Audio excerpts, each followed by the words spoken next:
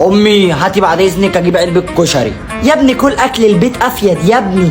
بكام العلبة؟ ب30.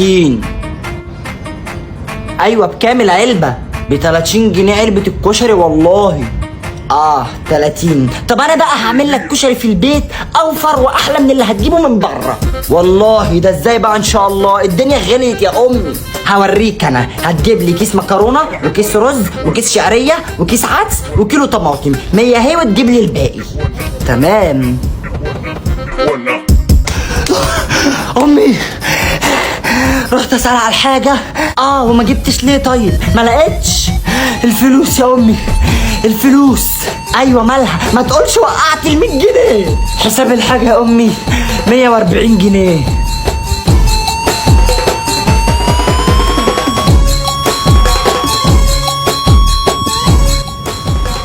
هتجيب لي علبه من اللي هي ام 30 دي، مكرونه على عدس، بس صلصه مكرونه.